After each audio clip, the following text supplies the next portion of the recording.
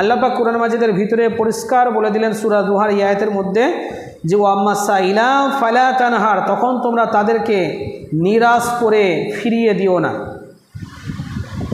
হ্যাঁ, বর্তমান সমাজ পরিস্থিতিতে আপনারা ডকুমেন্ট দেখার দরকার বা যাচাই ভেরিফাই করার দরকার হয়, সেটা অবশ্যই করতে পারেন, করবেন, কিন্তু আল্লাহ সুবহানাহু ওয়া তাআলা বললেন তোমরা তাদেরকে নিরাশ করে ফিরিয়ে দিও না। রাসূল পাক সাল্লাল্লাহু আলাইহি ওয়াসাল্লাম হাদিসের ভিতরে বললেন যে লা তাদখুলাল জান্নাতা বাখিলা, যে ব্যক্তি কৃপণ হবে, কিপ্টেগিরি করবে। আমাদের মধ্যে দেখবেন মুসলমান ভাই বা এমনি গায়ের কমের কথা আমি বাদই দিলাম, আমাদের মুসলমানদের মধ্যে অনেকেই আছে আমরা কিপ্টেপনা করি।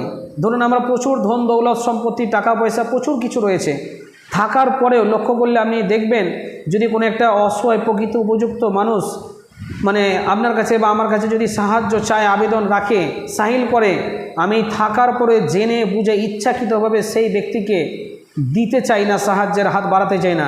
প্রথমত হয় তাকে সন্দেহ